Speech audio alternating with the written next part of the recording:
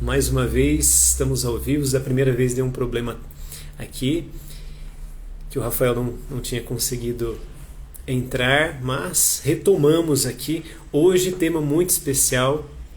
Falaremos a respeito da beleza, a beleza como uma chave que nos ajuda a transcender, uma chave que abre para nós a porta da transcendência. Todos nós temos o desejo da beleza inscrito no nosso coração. E nós apresentaremos hoje com um convidado muito especial, o Rafael, estará conosco daqui a pouquinho, falando sobre esses valores supremos, como que no nosso dia a dia nós podemos encontrar esses valores. Estou vendo que a Liliane já está aqui conosco, o Rafael de Abreu já chegou também, meu convidado, já vou dar início aqui. Rafael está chegando, que alegria.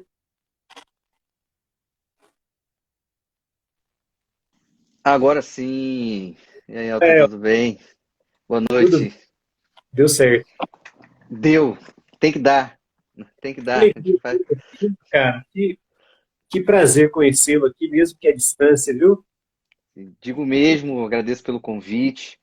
Aí, pô, muito honrado aí de poder falar desse tema tão bacana e que eu acho que é um tema sempre muito urgente. Eu acho que é um tema que as pessoas elas se identificam, mas elas não conseguem manter essa identificação estabilizada. Eu fiquei pensando quando a gente bateu aquele papinho para acertar.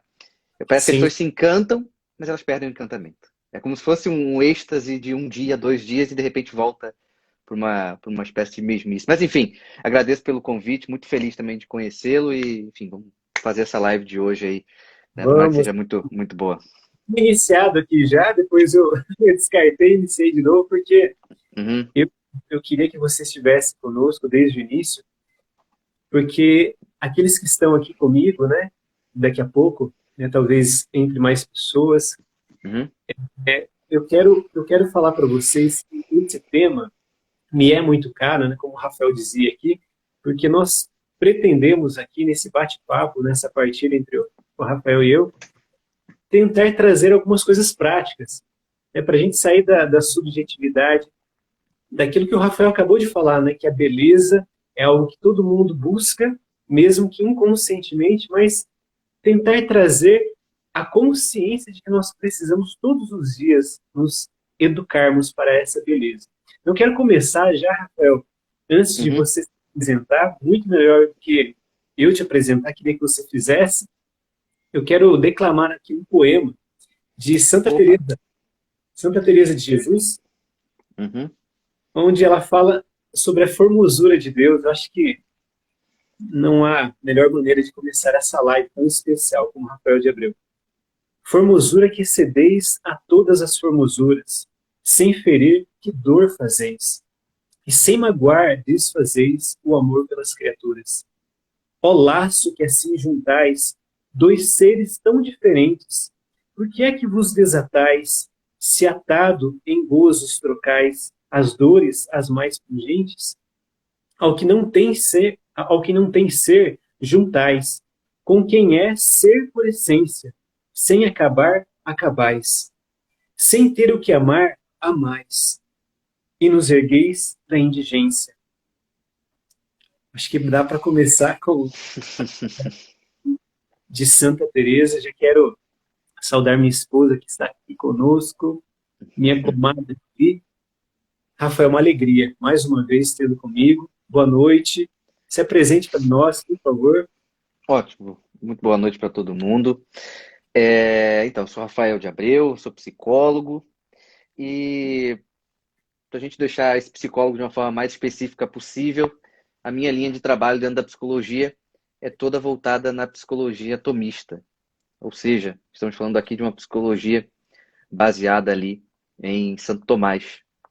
Então, a ideia do meu trabalho, para quem não me conhece e que vai visitar a minha página aqui no Instagram, é sempre uma fala que está direcionada ao aperfeiçoamento, que eu chamo de vocação inicial. Nós temos todos a mesma vocação inicial, que é se aperfeiçoar, as virtudes, o ordenamento pessoal. E aí, o meu trabalho ele vai circulando dessa forma. Você até quando leu um poema e tal, na minha página faz tempo que eu não faço, porque eu não tenho tempo para fazer, mas eu sempre fazia ali os poemas também, eu musicava ele, no caso botava uma música de fundo, né, não é bem musical, e fazia uma narração justamente para mostrar que também o poema, através dos poemas, a gente consegue fazer um trabalho de desenvolvimento pessoal.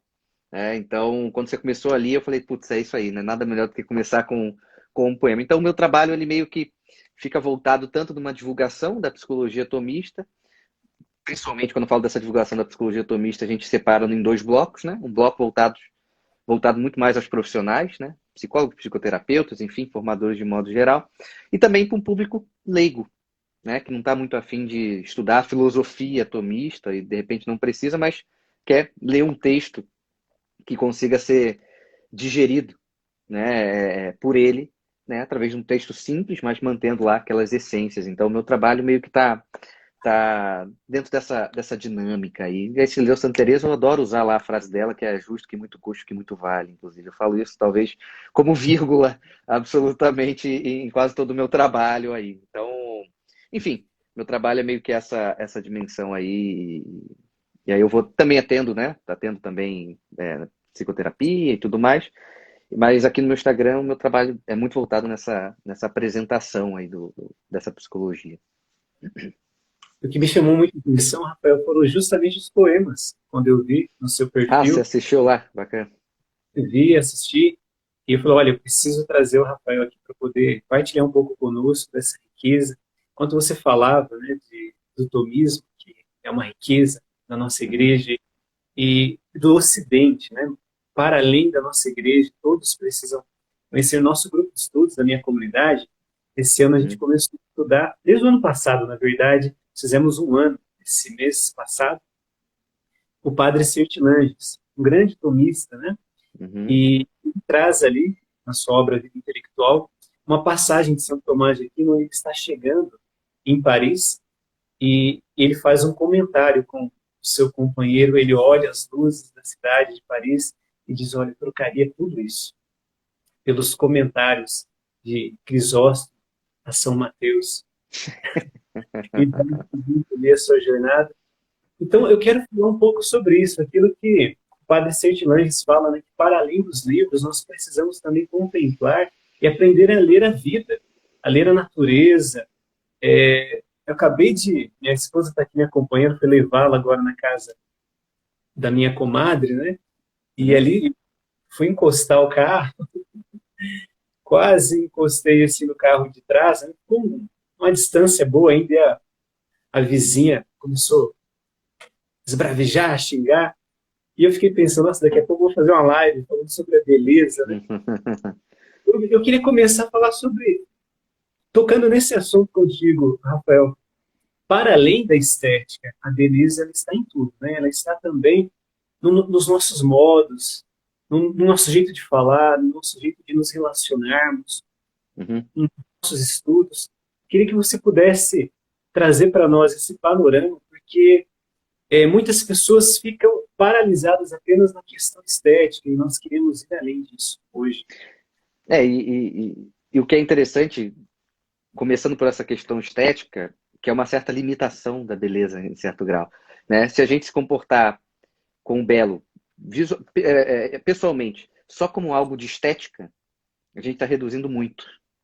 Porque, por exemplo, somos imagem e semelhança. Qual é a estética dessa semelhança? Vai ter a barba igual a minha? Vai ter os cabelos meio grisalhos, como o meu? Não vai ter barba? Vai ser 1,70 m? Então, há uma beleza que ela ultrapassa a carne. E melhor dizendo, para a gente alcançar, ou melhor, para essa beleza nos alcançar, ela precisa ultrapassar a nossa carne. Eu estava dando um curso, que é o Psicologia Atomista na Prática, e é um curso que, como ele é ao vivo, cada turma tende a ter algum detalhe diferente. Então, eu levo uma coisa diferente que na turma anterior eu não levei. E aí, eu levei para eles, é um curso ao vivo, então eu fico interagindo com eles durante o curso. Eu levei uma foto de um pôr do sol.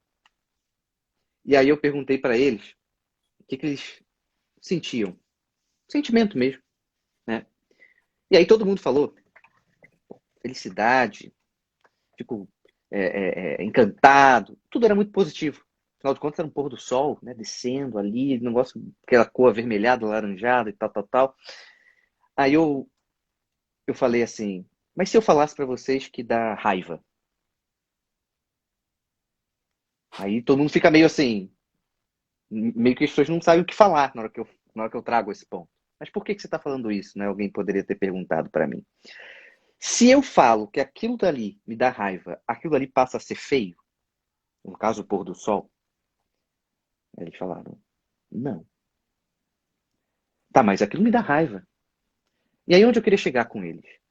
Que a minha relação pessoal não faz com que o belo passe a ser feio. Então, onde eu quero chegar? Num pôr do sol pode ter ocorrido uma tragédia na minha vida. Mas aquele pôr do sol continua lindo, apesar da minha tragédia. Ou seja, essa beleza, ela transcende uma pessoalidade. Ela transcende e ela invade. Por isso que ela nos toca. Por isso que eu estou falando que a beleza física, como a gente pode pensar, por exemplo, uma mulher. Uma mulher, ela pode atrair um homem pela beleza física. Só que, muitas das vezes, essa beleza física dela, se não tiver ordenada, ou seja, você falou até no modo de se vestir, por exemplo, numa má vestimenta de uma mulher linda, ela atrai o homem mesmo assim.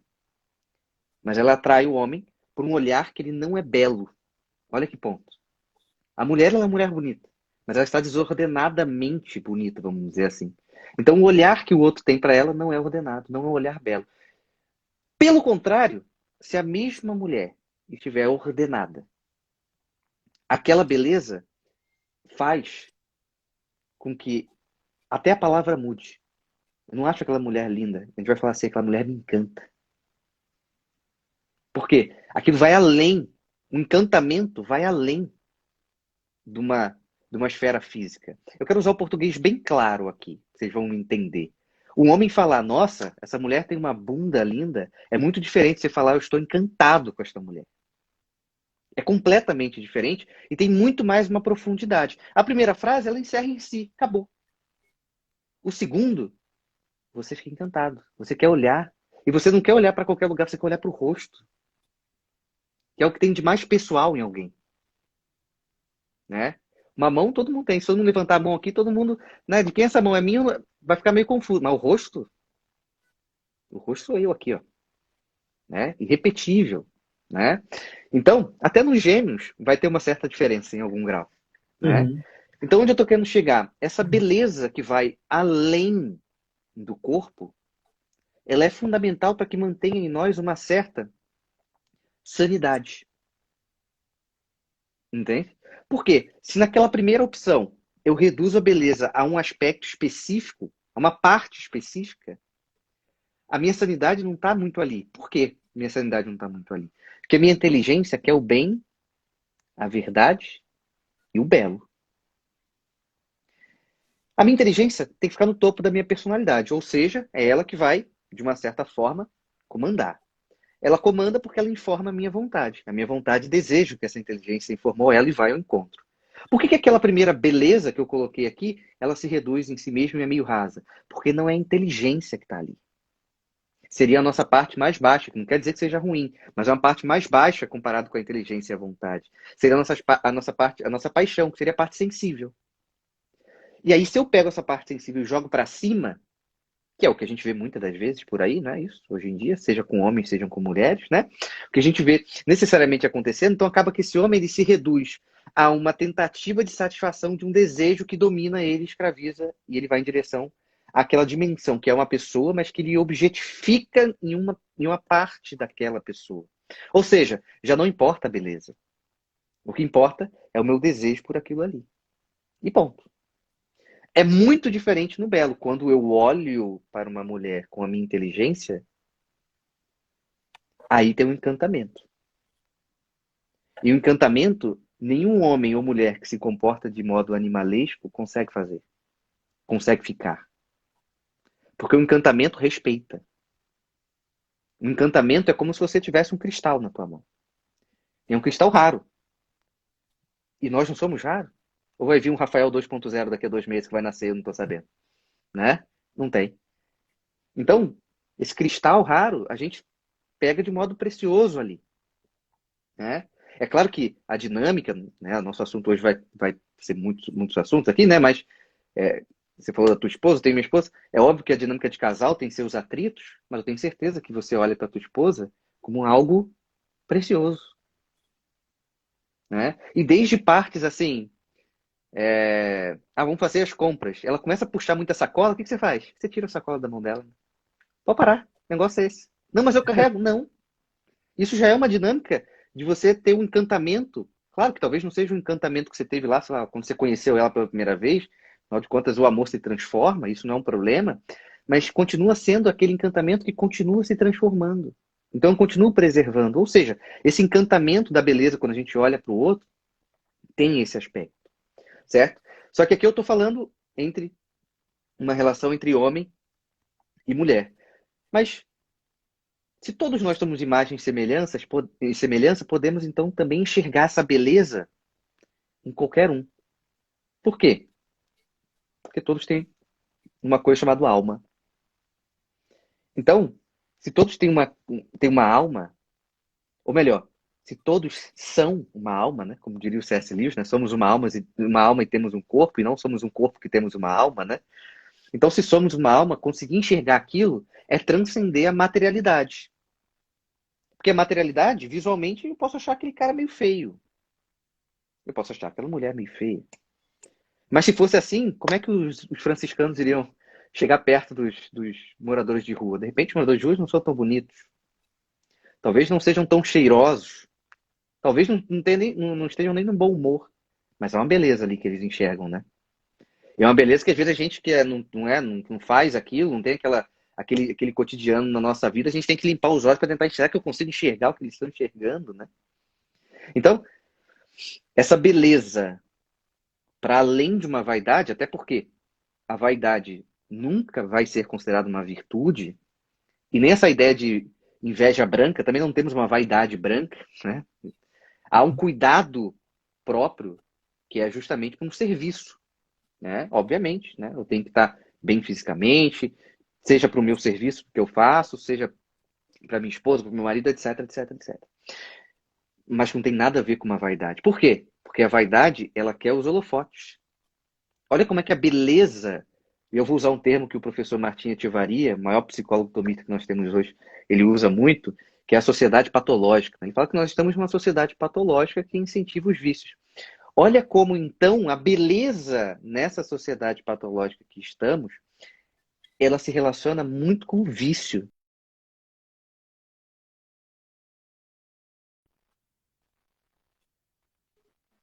Necessariamente com o que é ordenado.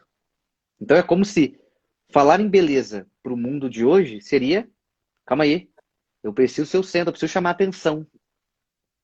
E o ponto é, no encantamento que você teve, seja uma mulher pelo marido, o marido pela mulher, ela estava chamando a atenção de toda a população, ela pode ter chamado a sua atenção. Mas será que ela estava assim, calma aí, pega todos os holofotes, ela queria ser o centro de tudo? Provavelmente não. O encantamento, ele não é escandaloso. Um encantamento é como uma sinfonia, que não precisa estar muito alta, não precisa falar nada e já fala muita coisa, não é isso? Então, essa beleza além da vaidade é uma canção, é uma poesia, que na rima te encanta, né? Que nos inícios, nos meios, a coisa vai encaixando, é um todo. Então, essa beleza além da vaidade, ela é um todo, ela é sempre uma dinâmica integral. Lembra que eu falei, o corte que a pessoa faz de uma mulher, que é o exemplo que eu estava dando, é quebrar uma integralidade, né? Eu tenho uma questão integral, eu não me importo com uma questão integral. Eu me importo com um pedaço. E esse pedaço eu só me importo porque eu desejo. Ou seja, a beleza no mundo da sociedade patológica, que está ligado à vaidade, antes está ligado ao egoísmo. Ou seja, é sempre para mim. Esse egoísmo é terrível, porque eu estava pensando aqui que não só a beleza, né, todos os três valores supremos, a Uhum. bondade, o homem pós-moderno hoje ele reduz isso e deturpa o sentido da bondade, por exemplo, ao mero assistencialismo. Muitas vezes, sem aquele ato de amor, sem aquele ato de caridade, né? A pessoa faz isso por um preceito de alívio de consciência, talvez, ou a questão da verdade, que hoje em dia está tão relativizada que cada um julga ter a sua verdade. Eu me lembro na universidade que o professor dizia para nós, na primeira semana de faculdade, isso há 14 anos atrás, né, quando eu fiz meu curso de letras, ele dizia: existem pelo menos três verdades. A minha, a sua e a de todos. Depois eu fui parar para entender um pouco desses valores, né? Tudo isso que não são, né, os valores supremos, quando você olha para a vida de alguns homens que conseguiram trilhar esse caminho, deixar um rastro, né, como vai dizer São José Maria Escrivá, deixar um rastro desses valores supremos, como, por exemplo, São João Paulo II, né?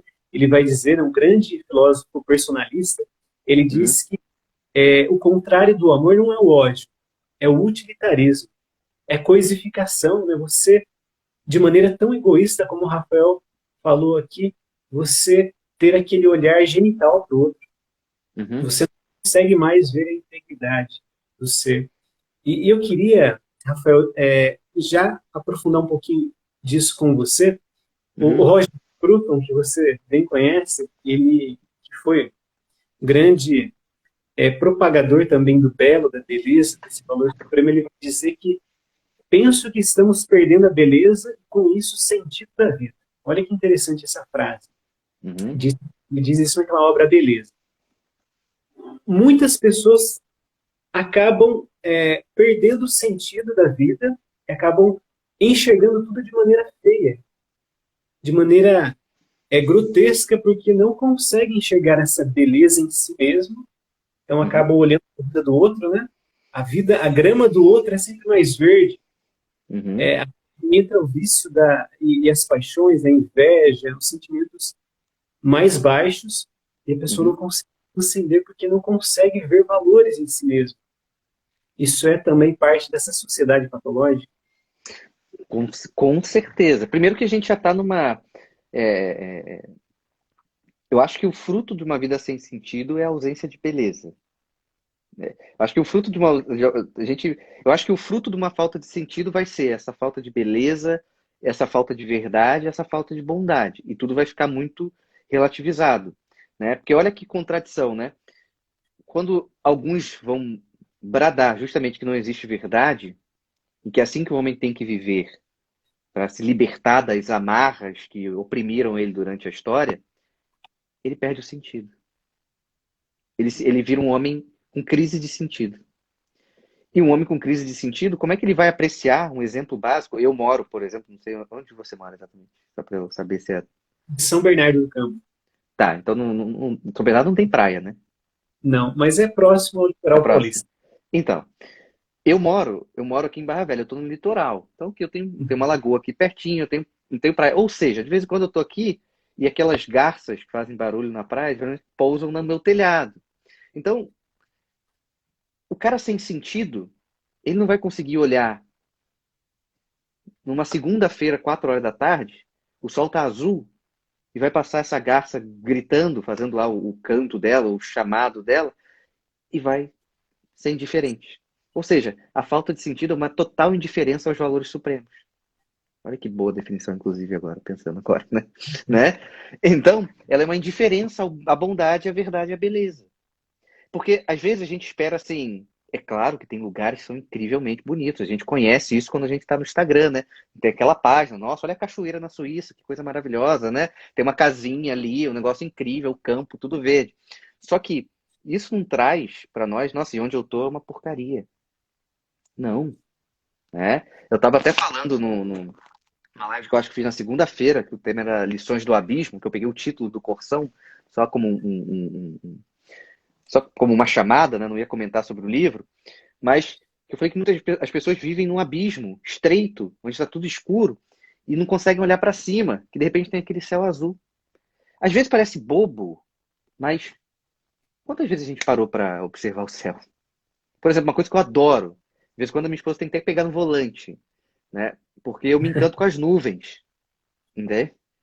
Eu adoro ver as nuvens. Tem hora que as nuvens parecem um muro. E quando a luz do sol vai para trás dela, eu falo assim, cara, mas Jesus vai sair dali agora, tenho certeza. Entende? Então, assim, aquilo me atrai de alguma maneira. Há uma grandiosidade. O mar, né, como eu falei agora há pouco, cara, para em frente ao mar. Não precisa tomar banho, não. Tô falando pra ninguém tomar banho. Mas só parar, olha para ele, entende? Para frente. É uma magnitude gigantesca. É uma coisa que não cabe na gente. É uma beleza muito maior, Aquele né? mistério, né, que o mar simboliza, né, aquilo que São João Paulo II diz, e eu coloquei no tema da live, é a chave e o mistério para o transcendente, né? É uma beleza Sim, inexplicável, né? Inexplicável. exato. Exato. Aquela experiência, uma vez, foi no ano retrasado, foi antes de pandemia. Eu era sábado para domingo. Aí eu estava dormindo na paz do Senhor e aí a minha esposa me acorda. Era 4h30. Aí eu olhei com um olho só porque eu não conseguia abrir o outro. Aí falei, o que que houve, né? Ela falou assim, eu tô sem sono. Eu falei, tá bom, pode, tá tudo bem, eu tô com sono, tá tudo bem. Ela falou assim, vamos ver o sol nascer. Aí eu falei, sério? Sério, vamos lá. Eu falei, tá bom, então vamos. E o que acontece? Eu saindo aqui, aí eu atravesso a lagoa, e se eu for até o final, tem um encontro da lagoa com o mar. E aí tem um caminho Nossa, de pedra que você fica lá na ponta, e a gente sentou lá, devia ser 5 e pouco, e a gente foi vendo aquele sol saindo de lá. Eu não consigo explicar para você o que é aquilo. Se eu tirar uma foto, se eu te mandar uma foto, não vai conseguir abarcar tudo. Ou seja, essa experiência do belo é absolutamente impossível de você registrar fora da sua alma. Entende? Como diz São João Bosco, por exemplo, né, quando ele vai falar dos sonhos, lá naquele livro dos sonhos, por exemplo, quando ele vai falar do céu, da música, né? Eu sou um cara que gosta muito de música, e às vezes eu posso ouvir uma música, seja ela um canto gregoriano, ou não, ou nada a ver com a música religiosa, mas bonita igualmente. E eu sempre lembro de São João Bosco falando assim, que o que ele ouviu lá em cima é algo que é muito superior a tudo que ele já ouviu aqui embaixo. A melhor música que ele já ouviu aqui embaixo nem se compara ao que ele ouviu lá em cima. Então, a minha sensação é como se a gente, ao chegar perto de algo belo e a nossa alma registrasse, de alguma maneira a nossa alma falasse assim, agora sim você me deu um pouquinho do alimento do que é lá em cima, entende? Do que é mais, entende? É como se fosse um alimento para ela, né? E aí eu ligo um ponto. Eu acho que esse grau da beleza também traz para nós uma coisa muito importante que eu até falei ontem numa live, que é a esperança. Os valores supremos vai nos trazer uma esperança. E a gente precisa da esperança. O dia pode estar uma porcaria. Nosso dia hoje pode ter sido ruim, mas de repente eu sento ali, sei lá, eu tenho uma rede aqui na varanda, mas quando eu sento e tem um horário ali das 2 que o sol está em cima daquela rede.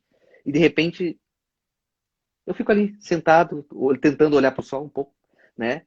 Mas vendo ali, de repente, coisa simples. Pardal, é um pardal, gente. Não falei de um canário da terra, né? Não falei de um passarinho que é mais valorizado, é só um pardal, né?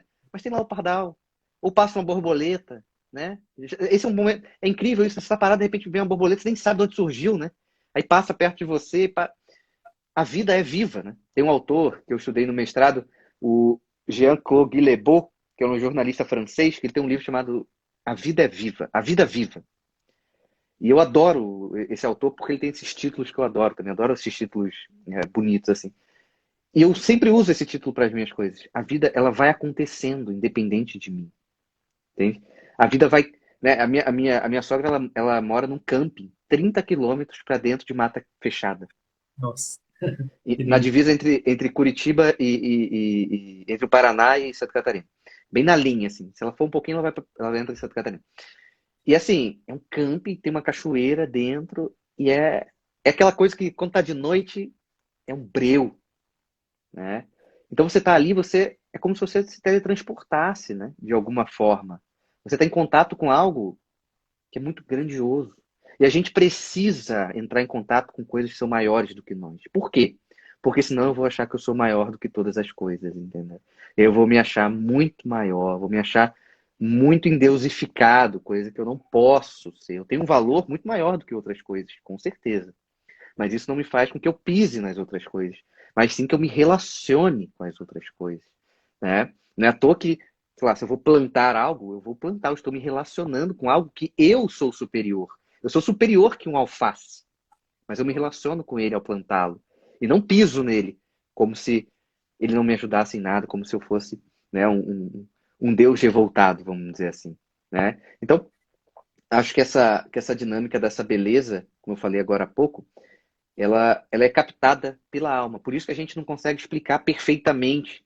Por isso que a gente não... Como eu falei, eu posso filmar com a câmera 4K aqui, com drone, não vai pegar tudo que eu tive naquele momento presente, né? Senão, era mole, né? Abre um vídeo do YouTube aí, põe na tela cheia aí, um 1080p, melhores paisagens. Nossa, incrível, tô super contemplando. Não tá, porque tem ali tem uma ponte que não é saudável. Então é esse que é o ponto, né? A gente precisa ter, não que ela não é saudável, mas para isso ela não é saudável. Mas a gente precisa não ter a ponte, a gente precisa estar em contato com a coisa, né? É o famoso assim, é bom olhar o mar e de repente é bom você dar um passinho para esse mar encostar em você. Entende? Só encostar, né? Passar no teu pé, levar e voltar. Ouvir o som do mar. Entende? Tem um poema meu, eu não sei se o nome dele é o poema do mar. Qualquer coisa eu posso procurar até te mandar. Porque ele tem um fato curioso, que todas as imagens fui eu que fiz. Né? Eu tava. Eu achei Oi? belíssimo. Eu ia te perguntar, achei as imagens É. belíssimas. Tem um do mar, eu não sei se o título é esse, porque eu não lembro o título, mas não são todos que eu faço a imagem, mas tem um do mar que toda aquela imagem daquele poema sou eu que fiz. Eu cheguei, era 3 horas da tarde, tava cansado, falei, hoje eu vou sentar em frente na praia lá e vou sentar. Aí sentei, aí vi que tinha um monte de pegada, aí comecei a virar a câmera, falei, cara, isso aqui dá alguma coisa, e deixei a coisa, eu falei, é uma relação, entende? É uma relação. E se eu for lá de novo, vai ser uma outra experiência, né? É uma outra dinâmica. Então, essa vida viva, essa experiência com o belo, com a verdade e com a bondade, é necessariamente uma relação viva também. Eu não vou lá e falo assim, lá vou eu para minha mesmice de olhar para esse mar que fica indo e vindo, né? Como diria o Lulu Santos, no infinito ir e vir, né? No ir e vir do infinito, né? Mas não é É, só isso, né? Então, isso é encantador, entende? E a gente se abrir a isso é uma forma da gente se abrir a essas belezas cotidianas, né? Quer ver um exemplo? Eu tô falando aqui, qualquer coisa você me interrompa, né? Sabe o mineiro? O mineiro quando vai pro mar, quando vai ver o mar pela primeira vez? eu sou especialista em mineiro, minha esposa é mineira. Então, quando ele vê o mar pela primeira vez, ele tá em choque, né? Ele nem sabe como é que ele entra no mar, ele entra de roupa, ele nem sabe, entende? Ele tem 40 anos, mas tá igual uma criança em frente ao mar, né? É um encantamento, né? É algo de muito maior ali. É muito mais que um sonho, é muito mais do que um carro, é muito mais do que uma casa. É algo. Mas uma casa é para onde morar, ok, é uma outra função. Mas ali alimenta algo que ele nem sabe bem o que que é, né? Lembrando aqui, Rafael, ouvindo você falar sobre, né, essas belezas que você experimenta no cotidiano. Aqui na cidade, né, não temos o mar, né, então Uhum, esse privilégio, mas olha, aconteceu algo assim maravilhoso. No final, agora de agosto, para adentrar setembro, começa a primavera aqui, e houve algo assim, um fenômeno na cidade que eu desconheci, estou aqui há 5 meses só, então estou conhecendo a cidade ainda, e todas as ruas que eu passo, eu vejo pés de ipê amarelo. uh, uhum. Rapaz, eu fiquei assim, É. encantado. E, inclusive, aconteceu o episódio, né, da vizinha que eu quase bati o carro, da minha esposa lembrou, né, olha, hoje é sexta-feira, ipês amarelos, né?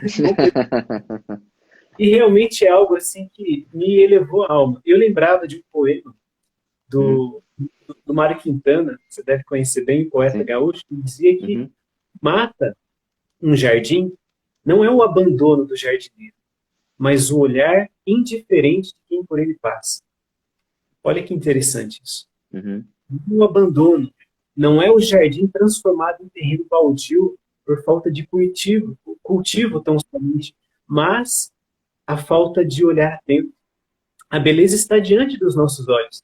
Não aquela frase célebre, né, do Pequeno Príncipe, né, que a beleza está nos olhos de quem vê. Isso é relativismo.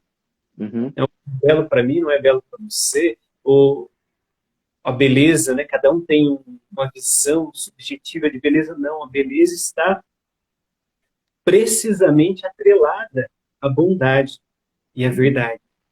Esses valores, eles são indissociáveis.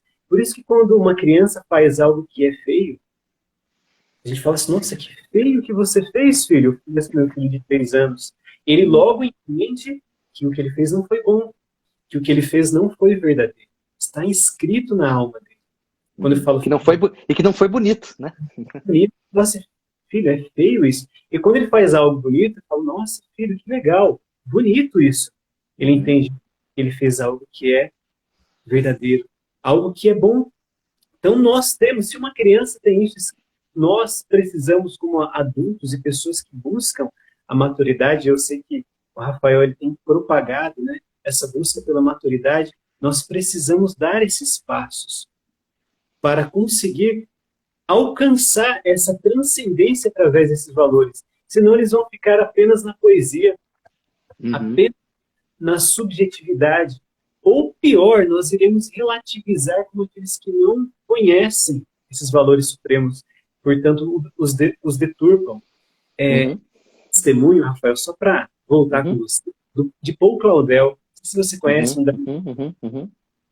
que eu acho maravilhoso. Ele, assim, entra na Catedral de Notre Dame para fazer uma pesquisa ali e tal, e começa, era uma missa de Natal, começa a cantar o Magnificat. Ele se converte. Deus toca o coração daquele homem profundamente.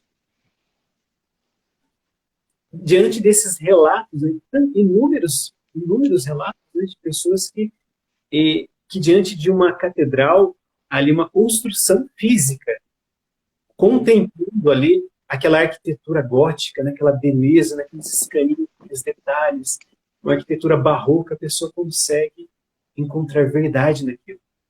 Diante de eu, por exemplo, tenho, a gente começa a conversar como se, né, se a gente tivesse sentado numa mesa, a gente começa já uma fase da minha vida muito difícil, que eu estava distante da igreja, e quando eu fiz esse movimento de voltar, né, assim como o filho pródigo fez, de olhar para a lavagem, ver ali, refletido naquela comida dos porcos, ali a sua imagem, puxa vida, eu preciso voltar. Esse retorno, o caminho de volta, o movimento de volta para o Pai, entendo que esse movimento como uma volta para a verdade, uma volta para a bondade, porque Deus é o sumo bem, uma volta para a beleza, porque, né, Santa Teresa diz aqui que é a formosura de todas as formosuras, né? É Deus. Quando nós fazemos esse movimento de voltar para esses valores supremos, nós precisamos nos preparar, porque a nossa vida nunca mais volta a ser a mesma, a gente não consegue mais, diante de algo que não é bonito, de algo que é maquiado, que é esteticamente até trabalhado, mas que não tem esses valores, a nossa alma não consegue se encontrar. E eu fui me confessar, depois de muitos anos, com um sacerdote muito piedoso, até estão abrindo o processo de beatificação dele. Eu fiquei sabendo há pouco tempo, um sacerdote marianista. Ele tinha 93 anos na época, Rafael, chamado Boaventura. Olha que nome, né? Boaventura. Era um senhorzinho assim que andava com muita dificuldade. O Fábio, meu amigo que está aqui, conheceu também. O Padre Boaventura já está na glória.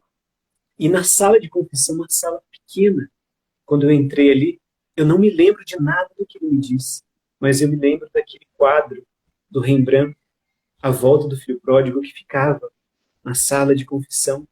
E ali ele começou a explicar o significado do quadro. Eu ali voltando para Deus, depois de anos distante da igreja, ele começou a me mostrar o significado daquela mão mais grossa, que significa ali que Deus é Pai. Aquela mão forte, aquele braço forte que nos levanta, e aquela mão mais delicada, para dizer que Deus, assim como Ele é Pai, mas Ele nos ama como se Ele fosse uma mãe. O profeta Isaías vai dizer isso, né? Que pode a mãe esquecer o filho, mesmo ainda que esquecesse, eu de ti jamais me esquecerei. Deus é esse Pai que nos ama com o coração de mãe. Ele foi dizendo isso para mim, eu fui chorando, diante daquele quadro de Rembrandt. Eu dizia, eu sou esse filho que estou sendo abraçado agora. Ele estivesse ali pregado para mim, se ele tivesse me dado uma catequese, talvez não tivesse me tocado tanto quanto a contemplação daquele quadro que refletia aquilo que eu estava vivendo. Então, eu queria Uhum. jogar para você agora dizendo que é possível encontrar também a beleza na dor. Muitas pessoas me perguntaram essa semana no Instagram, e eu queria que você Sim. fosse por esse caminho também. Só abrindo um parênteses bem rapidamente, eu morei em 2018 em Portugal. E como o Brasil ele não é tão antigo comparado com países da Europa, então você tem um choque quando você para em frente a uma igreja e você olha e fala assim, ela é de 1158. Então você fala assim, como é que levantaram isso? Aí o que acontece? Eu morei em Coimbra. E aí tem uma Sé Velha, né? Que é a antiga Sé, né? Eles chamam de Sé Velha. E Coimbra é uma rua, tipo, é muito parecido com as ruas que tem em Minas Gerais, que é com aquele paralelepípedo, muito apertada. No Rio de Janeiro tem a Rua do Ouvidor, que é bem parecida, assim. Coimbra é muito assim, tem muito morro. Então tem ruas que você vai entrando assim, você não consegue ver muito na frente, é lojinha, é restaurante. Eu tava andando, porque eu nunca tinha passado por ali, e de repente tem um clarão, assim, né? Quando eu vou pro clarão, tem essa Sé Velha, que ela é gigante, né? Aí eu entrei. E aí tinha um aviso assim, se você quiser entrar no antigo claustro, você paga 1 euro. Eu falei, mas é óbvio que eu quero entrar no antigo claustro, né? Não tem nenhuma dúvida. Se eu pudesse dormir ali, eu dormiria, né? Aí eu entrei. E é um claustro, né? Que ele é um quadrado, e aí no meio é aberto, né? Onde tem aquele gramado, então o sol entra só no meio. E é muito silencioso. Primeiro que é um lugar. E assim, onde a Sé está é num lugar cheio. Tem muito restaurante em volta, então é muito turista. Então, do lado de fora você tem muito barulho. Quando você entra no claustro, é como se. Sabe quando você faz um retiro de silêncio? Pela primeira Sim. vez, que de repente vem um. Cadê o som? Parece que você ficou surdo, né? E você anda ali e tem umas pilastras que tem tanto detalhe e, e que você vai ficando assim. É aquele encantamento que você fica meio constrangido, né? Mas é um constrangido no melhor sentido da palavra, porque aquilo ali te impacta. Então eu andava. É até engraçado porque eu lembro sei lá, a gente anda normal, com os braços para baixo, e lá eu tava andando meio assim, entende? Meio tipo, né? Eu não sei explicar. É tipo, eu não lembro o que o padre falou para mim, eu só lembro do quadro lá, entende?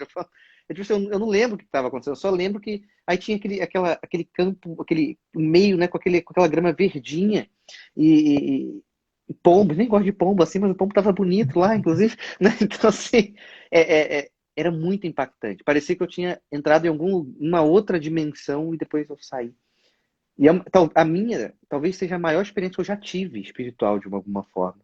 Porque, de alguma maneira, eu sentia a presença de Deus ali. Entende?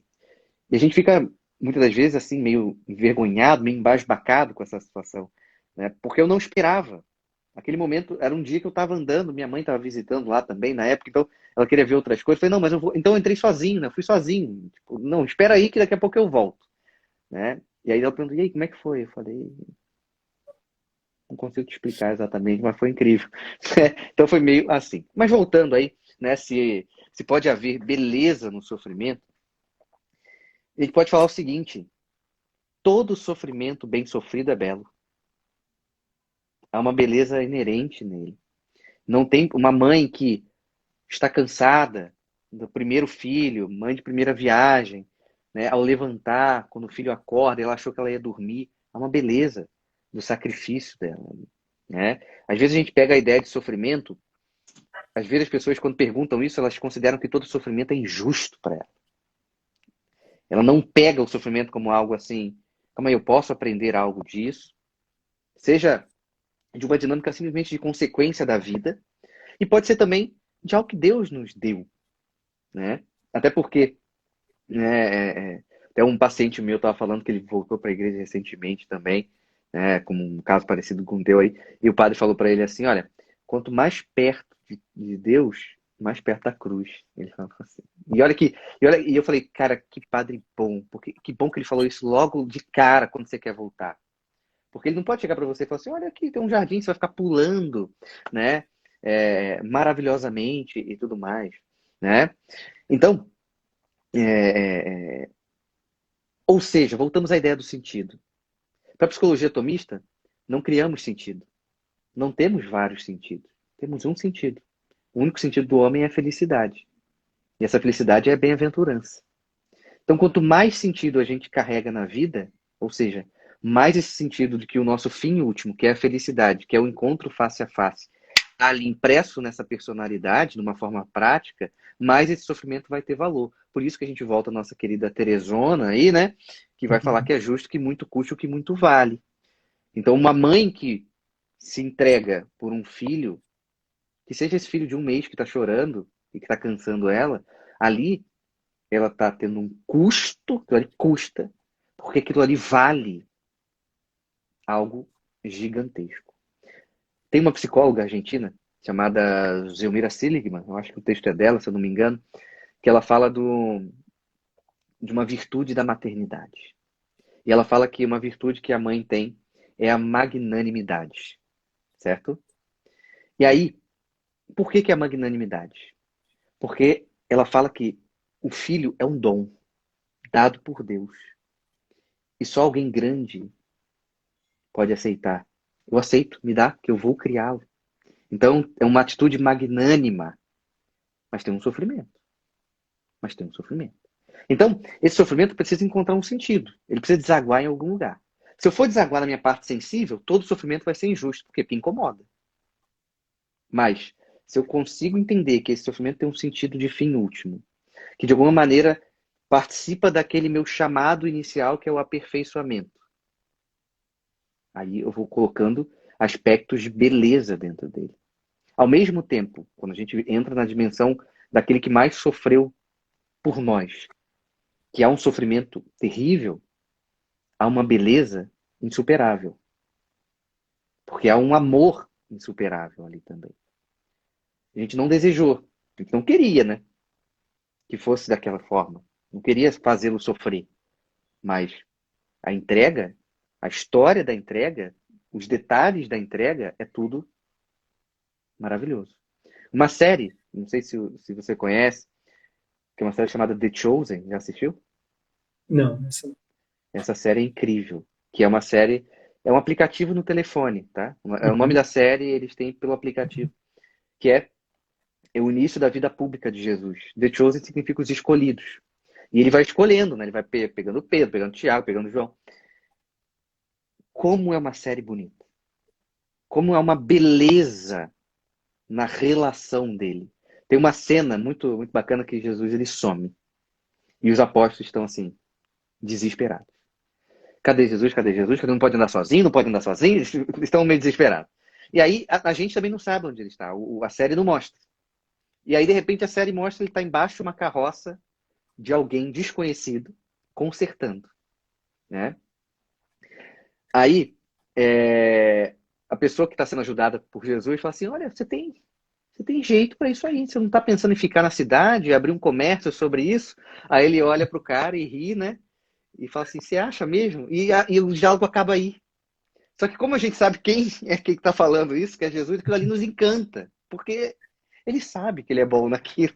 Entende? Ele sabe, né? Então é muito, assim, é uma série que é espetacular, tem 2 temporadas, assim, assista lá. Então, esse sofrimento tem que sempre encontrar sentido. Uma coisa que eu falo para os meus pacientes, eu preciso entender as razões da minha dor. Ao entender as razões da minha dor, eu vou entender se é uma dor inevitável, se é uma dor bobeira, se é uma dor que eu tenho que sofrer, né? Então, por exemplo, pode haver beleza no sofrimento. Ah, beleza no sofrimento. Ah, beleza. Pensa na morte de um ente querido, né? Perdi meu sogro, que é um cara impressionante, incrível, lá em 2019. Faz 2 anos agora, 25 de agosto. Claro que tem uma tristeza ali, que é coerente com a situação. Queríamos ele vivo para experimentar coisas novas na própria vida, que a gente provavelmente vai ter e ele não vai estar presente aqui. Mas ao mesmo tempo, como a história dele passa a ser uma história que vai tendo fios de ouro, porque eu vou lembrando, e eu vou entendendo os sinais de cada momento e vou valorizando essa história. E hoje eu viro um certo baú de memórias para outras gerações que não vão conhecê-lo. O meu avô é um cara que está vivo. Meu avô é um cara que está vivo. E meu avô é um cara que está vivo porque eu penso assim, cara, meus filhos têm que conhecer meu avô. Pelo menos até os 20 anos. Então, assim, meu avô tem 76, meu avô tem que durar pelo menos até os 96. Se meu filho nascer agora, entende? Porque minha esposa, que eu saiba, não está grávida. Mas se não tiver, é claro que eu vou lamentar por um lado. Mas ao mesmo tempo eu vou contar as histórias dele. E vou mostrar para as pessoas o quão era grande aquele homem. Entende? Então, essa beleza que vem num sofrimento. Eu queria aquele ente querido que eu tanto amo perto de mim. Mas mesmo assim vai ser uma pessoa que eu vou contar sobre ele para que as outras pessoas que nem conheceram se encantem. Quando a gente faz isso, por exemplo, você lê lá até chegou esse livro para mim ontem, né? Santo Afonso Maria de Ligório. Não conheci. Mas quando a gente lê ali, fala assim, caramba, que belo foi esse homem. Olha como é que, olha o ponto. Né? Até mesmo no sofrimento. Né? Padre Pio, não conheci o Padre Pio. Mas quando você vê aquela história, como ele conseguiu lidar com o sofrimento, todas aquelas dinâmicas de uma vida pesada, que beleza. Ou seja, uma vida verdadeiramente bela, ela passa por uma relação com o sofrimento. Quem foge do sofrimento se desconfigura como personalidade, entende? Então, ou seja, o sofrimento vai dar uma certa carcaça necessária para esse homem crescer. Para esse homem ser quem ele deve ser. A fuga, que é a covardia, impede a beleza. Ou qual covarde é lindo? Você pode achar um homem lindo aqui. A partir do momento que você descobre que ele é covarde, ele passa a ser feio para você. Inclusive o Peterson, né? O Jordan Peterson fala que se você tem medo do homem, do ogro, não lembro exatamente qual é a palavra que ele usa, né? Você não imagina o que um homem covarde pode fazer, né? Ele coloca o homem covarde como um ser perigoso até. Então, há um esforço pessoal que cada um, obviamente, então precisa fazer para encontrar essa beleza no sofrimento. Você puxou São José Maria Escrivá? Bendita seja a dor, adorada seja a dor, santificada seja a dor. Ele não falou assim, sai de mim essa dor, não quero essa dor, não quero isso aqui. O mestre falou, pai, livrai de mim este cálice, mas que não seja feita a minha vontade. Ou seja, ele não foi covarde. Ele só falou o que ele queria, de uma certa forma. Mas o que ele queria antes do que ele queria era a vontade do pai. Entende? Então essa vontade transcendente supera a própria vontade pessoal. Nós começamos com Santa Teresa, São João da Cruz, que também foi um grande poeta. Ele é patrono dos poetas espanhóis. Não sei se você sabia. Não sabia que ele era patrão. E escreveu os mais belos versos dele preso. No cárcere de Toledo, estava preso ali, preso pela própria comunidade que o perseguiu. Então, um homem ali que defecava ali num quarto minúsculo, que mal comia, que estava ali humilhado, trajado, escreveu ali os mais belos versos. Sim. A sua obra. E eu queria tocar nesse ponto com você, Rafael. A Rayane Rocha, minha cunhada, escreveu aqui que é possível. Deixa eu puxar aqui atrás, olha que interessante que ela colocou aqui, sobre os melancólicos, né? Sobre sim. Para os melancólicos, todo sofrimento vira texto ou poesia, né? Transformando, né, o sofrimento, esse movimento de transformar uma experiência de dor, que os artistas, né, que têm essa consciência dos valores supremos, que fizeram essa experiência com a essência da verdade, que é a bondade, que é a beleza, conseguem expressar na sua arte depois de passar por uma perda de alguém que morre, de alguém que acaba abandonando, de uma perseguição. Eu costumo dizer que Jesus, ele era um poeta, ele era um poeta profeta, né? Quando ele diz ali no Evangelho, olhar e veja os lírios do campo, olha que poesia isso. As aves do céu não plantam nem colhem. Isso é o olhar de quem, né, de quem tem consciência da beleza, da grandeza das coisas. Então, eu queria que você fosse também falando para nós sobre essa capacidade de transcendência que o ser humano tem a partir do É, sofrimento, dessa consciência. sim, e aí é um ponto importante que você falou, né, do ser humano, né? O melancólico ele pode ter essa inclinação, mas Uhum, assim, eu não sou melancólico, mas que eu, quando eu descobri que eu poderia escrever poemas para aliviar as minhas dores, que são poemas que vocês nunca vão ter acesso, inclusive, eu comecei lá em 2009, entende? Em 2009, com 18 anos, eu comecei, eu achei lá, falei, comecei a escrever. Até hoje eu tenho todos eles. E eu lembro exatamente o que eu estava pensando na época que tinha acontecido, e o quanto que o dali era, para mim, uma forma de primeiro tirar da cabeça e fazer aquilo ali virar algo que prestasse. Eu não ia divulgar, eu não divulguei. Entende? As pessoas não têm acesso a esses poemas lá no bendito ano 2009.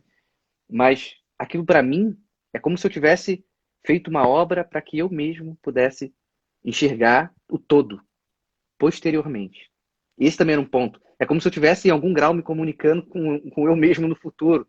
Porque na hora era só tirar. Não tá, eu vou tirar, eu preciso tirar isso da minha cabeça, vou escrever. Aí depois de um ano depois eu ia ler e falei, caramba, olha como é que eu tava, olha como é que agora eu enxergo as coisas de uma forma melhor e tudo mais. Então, é, é uma dinâmica humana, ok? É uma dinâmica humana. O ser humano tem essa capacidade de transformar esse sofrimento em pintura, em música, em filme, em qualquer coisa. Porque é o que eu costumo falar, a vida é pedagógica. E uma arte, a beleza ela é pedagógica. O quadro, por exemplo, você falou desse quadro da Volta do Filho Pródigo, um quadro que me toca bastante é o Jesus dormindo no barco. Aquilo dali é incrível para mim, né? E que tem é, e tem aquela dimensão que, se vocês pararem para perceber, aqueles que estão mais perto de Jesus, eles estão mais calmos na própria pintura. E aqueles que estão mais longe, eles estão mais desesperados. Isso dentro do mesmo barco, né? Então, essa dimensão do sofrimento virar algo vai ser um ponto importante. Quando você pega o São João da Cruz, né? Que é impressionante. Inclusive, depois de Santo Tomás, ele é o santo que mais citou Aristóteles em sua obra, né? Inclusive, né? Então, ele é um doutor com um conteúdo incrível, uma psicologia absolutamente gigantesca. Então, você vê que a condição do cara é terrível. O Frankl, da logoterapia, preso em Auschwitz e escrevendo a teoria, a abordagem dele dentro de uma situação terrível. Nós nem estamos em nenhuma dessas duas situações terríveis. Entende? Nenhuma. Então, eu acho que a minha sensação, eu não lembro da sua pergunta, tá? Você repete para mim, mas a minha sensação é a seguinte: as pessoas pararam meio de viver com a inteligência no centro. Quando para de viver com a inteligência no centro, eu passo a viver só da minha sensibilidade. Na minha sensibilidade, não importa sentido. É o que você sente sensivelmente ou não. Tá quente, tá frio. É simples assim. Me incomoda ou não me incomoda. transformar, pegar os limões que a vida nos dá, aquela frase é tão conhecida, e Eu só transformar. posso, eu só posso transformar através da minha inteligência e não dos meus sentidos. Como eu falei, se você botar aqui uma faca quente na minha mão, a minha mão só vai sentir o calor dela. Se você colocar uma faca congelada na minha mão, o que eu vou sentir é necessariamente o gelo, o aspecto congelado dela, a frieza. Só isso. A minha parte sensível, ela não aprofunda, ela não tem como aprofundar. Então, quando vem um sofrimento, se eu ficar na parte sensível, o que eu vou falar? É chato, me incomoda, não queria, me deixa triste. Bom, com a minha inteligência, o padre que te acolheu, com a tua inteligência, você não chora pela dor dele.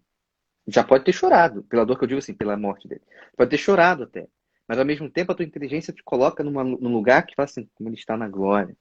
Como eu vou olhar para o meu sogro, por mais saudade que eu tenha, também vou trazer esse aspecto. Entende? A minha inteligência vai dando uma resposta transcendente para algo. Então, quando você pega uma poesia do São João da Cruz, de Santa Teresa d'Ávila, do Mário Quintana, da vida, enfim, ele dá uma resposta em algum grau transcendente para coisas cotidianas. Ué, não é isso que São José Maria Escrivá falava, em justamente transformar o ordinário no extraordinário? Entende? Então, tudo pode virar poesia, né? Tudo. Mas não uma poesia, como eu falo, não é uma poesia tola, não é uma poesia que como se a gente esquecesse da realidade. Não. É uma poesia que é realista, que nos move, que nos empurra. Acho que todo conteúdo, pensando em arte aqui como um todo, ele tem que ser algo que nos empurre. Não algo que a gente fica, meu Deus, e agora? Não, nos empurre para algum lugar. Com certeza para um bom lugar. Né? E aí, nessa capacidade de enxergar um sentido, um valor nesse sofrimento, que eu vou ser capaz. Às vezes eu não sou um cara de obra, eu não vou fazer uma poesia sobre o meu sofrer, eu não vou fazer uma música sobre o meu sofrimento, eu não vou fazer um filme, eu não vou fazer um desenho, não vou fazer nada. Mas onde está a beleza, então? Está em você suportar dignamente. Está em você, em algum momento, superar dignamente. E a sua vida será melhor, óbvio. Exatamente. Exatamente. E o ponto é, mas eu não tenho plateia. Olha, eu acho que você tem pelo menos um cara na plateia, que é aquele que tudo sabe. É aquele que conhece os desejos mais profundos do teu coração. Ele está sentado na plateia olhando para você. Pode ser que tenha outras pessoas, mas ele eu tenho certeza que ele está ali. Como foi o primeiro da fila, comprou o ingresso antes de todo mundo. Está ali. Então, no pior das hipóteses, você está honrando o seu sofrimento para Deus. Entende? Para aquele que te deu a vida. Porque não fui eu que me dei a vida. Não fui eu. Então, quando vem um sofrimento, eu não o culpo, eu também não me desfaço da minha própria vida, em algum aspecto. Não estou nem falando de tirar a própria vida, inclusive, mas falando de perder a vida em algum grau. Mas eu volto encontrando algum sentido nesse sofrer. E aí, sem uma conexão transcendente, a gente vai enfrentar o que a gente pega hoje. Uma falta de sentido no sofrimento, uma ansiedade generalizada, uma angústia terrível, onde as pessoas esqueceram que aqui não é o paraíso. Né? A gente tem que lembrar que a gente prefere o paraíso, mas que aqui, né, como diria o Felipe Neto, São Felipe Neto, né, mas que aqui não é o paraíso. Preferimos o paraíso, mas aqui não é. Então aqui nós vamos lidar com a imperfeição. E como que a gente lida com a imperfeição física, do corpo que envelhece, do corpo que sente as dores, do corpo que adoece? Eu lido com a minha perfeição amando a perfeição. E aí sim, eu vou fazendo com que o meu corpo, a minha pessoa, a minha personalidade, a minha alma, seja um tributo para aquela perfeição que fez a mim, sem eu merecer, me colocou dentro do contexto específico, com meus pais sendo quem são, com os meus avós sendo quem são, com meu irmão, com minha irmã sendo quem são, enfim. Ou seja, a beleza central está em honrar a vida. Honrar a vida. E como que eu vou honrar a vida? Na medida que eu aceito a minha vocação primeira. Qual é a minha vocação primeira? Me aperfeiçoar. Sede perfeitos. Quer você queira ou não. Quer essa frase ainda entre um pouco estranha nos seus ouvidos, né, nos ouvidos das pessoas ou não. Ali a gente começa a honrar a vida. O sofrimento nos atinge, vai nos atingir, pode reduzir o nosso passo, mas não é um impeditivo da beleza, não é um impeditivo da bondade e nem é um impeditivo da verdade. Ou seja, os valores supremos não tem nada que faça parar. Só o seu livre-arbítrio mal usado. Só isso que pode fazer parar a tua relação com a coisa. Não é morte de alguém que vai impedir. Não é tragédia em tal lugar que vai parar. Se a gente pegar pandemia, de uma certa forma descobrimos que as pessoas têm pouca fé na pandemia. Acabou. Não tem mais verdade, não tem mais bondade, não tem mais beleza. Afinal de contas, tem uma pandemia que pode matar a gente. Meus amigos, tem uma vida que pode matar a gente. Entende? Você pode cair da escada e morrer. Né? O Gugu foi limpar o... Não sei se eu nem lembro o que era, o que ele ia limpar, sei lá. Enfim, caiu, morreu. Você fala assim, por que ele não ficou sentado? Não sei. Entende? Então, só a minha liberdade mal usada impede que a bondade, a beleza, a verdade tenha uma forte relação comigo. Quando eu falo uma forte relação comigo, eu falo como um todo. Porque lá naquele mais íntimo, continuamos desejando a verdade, a bondade e a beleza. Mas por que às vezes eu conheço pessoas que não veem isso? Porque a liberdade mal usada vai colocando meio que fosse entulho dentro dessa essência. Então, como se fosse essa verdade, a bondade e a beleza, ela está gritando. Só que cada vez com mais entulho, cada vez mais a voz fica menos ouvida pelos nossos ouvidos. Então a gente vai se perdendo por aí, né?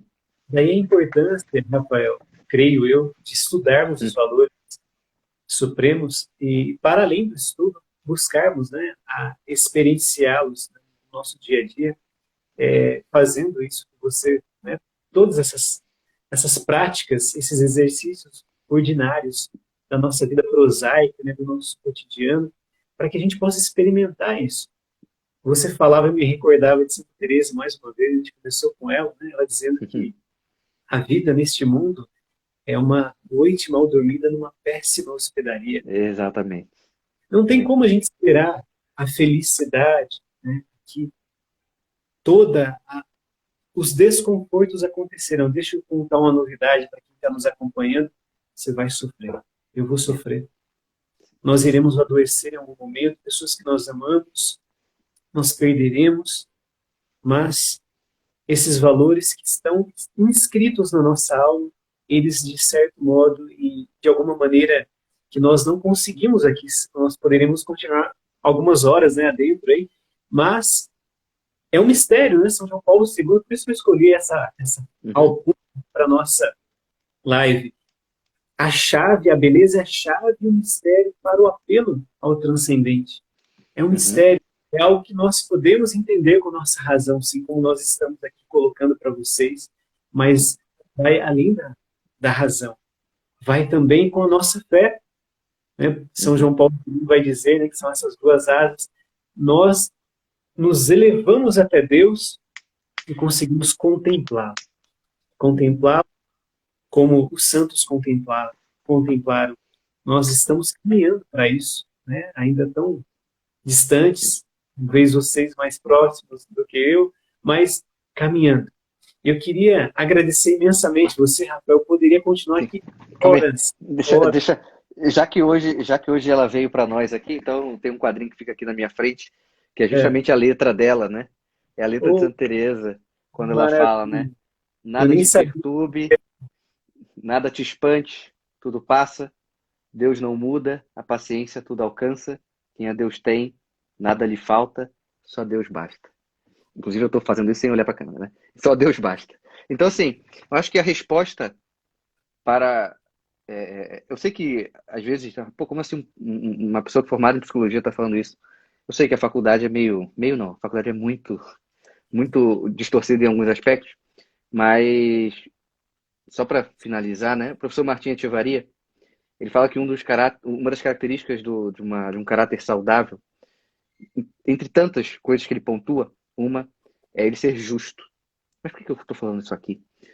E ele fala que não é só uma justiça com os outros, que é dar ao outro que é do outro, se preocupar com o bem comum antes do bem próprio, mas também da justiça daquele que tudo fez. Ou seja, ele é religioso também. Então, um traço de um caráter, né, saudável é também ele ser um religioso. Ou seja, precisamos necessariamente recorrer esse alto aí que nos dá sentido para as coisas aqui embaixo. Sem isso, vai ser uma vida onde a gente vai se colocar em patamares, em lugares que não são nossos e que a gente não tem capacidade de resolver aquilo que não está na nossa alçada. Então, como uma fala final, como você mesmo falou, de modo muito acertado, deixa eu só botar o quadro aqui antes que ele caia, ok? Vamos sofrer. Mas olha que ponto.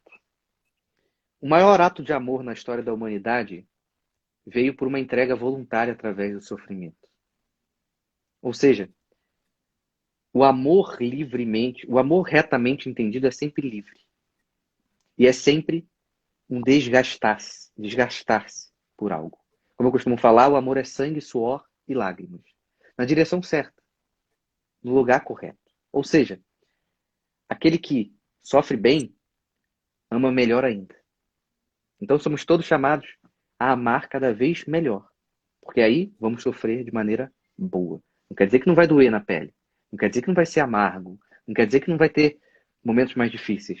Mas que vai ter um profundo amor que vai fazer a gente levantar, vai fazer a gente fazer, refazer de novo, né? Porque a vida humana é muito rasgar-se e emendar-se, né? Eu acho que é o Guimarães Rosa que fala isso, inclusive, né? E nós somos convidados. Eu sempre falo isso. Meu trabalho é sempre um convite. Eu não estou impondo nada a ninguém. É sempre um convite. E quando eu participo de uma live, eu sempre quero trazer essa frase. Vocês estão todos convidados a viver uma vida com beleza, com bondade e com verdade. Mas para isso, precisa aceitar a realidade. Que realidade é essa? Nascemos para a perfeição, teremos os sofrimentos aqui, mas temos um grande amor para amar e, consequentemente, vamos desaguar esse grande amor nas outras pessoas também. Então, eu acho que esse é o grande ponto para a gente partir para uma ação prática. Conhecer, temos que conhecer. Livros, temos demais até, hoje em dia, né? Porque a gente tem muito mais livro do que a gente consegue ler, né? Então, leia, mas leia assim, como que eu posso colocar em prática isso já? A prática é muito importante. Não adianta você dar uma aula sobre o belo se você não consegue parar para observar o canário da terra que pousou no fio do poste.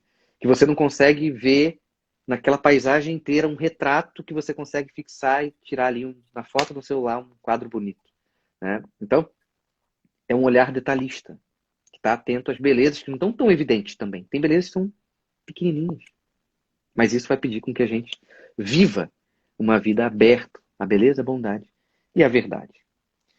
Olha, quero a próxima, hein? Já estou te avisando. Quero a Opa, próxima. Muito obrigado pelo convite. Passou muito rápido, como você falou, e até a dinâmica. Parece que eu estou sentado aqui conversando na mesa aqui, né? ainda Concordo. bem que a próxima, que eu ia fazer o mesmo pedido. Eu Ótimo. agradeço muito a Deus, porque nos possibilita, através da tecnologia, estarmos de frente, né, de algum modo, Sim. professores como você, pessoas que a gente vai também, de algum modo, estreitando laços. Isso é graça de Deus, só posso agradecê-lo, professor Rafael, por toda a partilha, né? Pedir que Deus abençoe a sua vida, seu apostolado, porque para além de aulas, o professor aqui tem uma missão, tem um apostolado, e conte com as nossas orações sempre. Muito obrigado, Rafael. Eu que Muito obrigado. agradeço. Muito obrigado a todo mundo pela presença. Conte comigo, se o senhor sabe onde me encontrar, obviamente. Com E, certeza. enfim, até a próxima. Muito Beleza? obrigado. Deixarei para o pessoal. Perfeito. Ok. Forte abraço. Fica com Deus, meu Valeu. irmão. Com Deus. Bom Tchau, final tchau. de semana. Tchau, tchau. Tchau, tchau.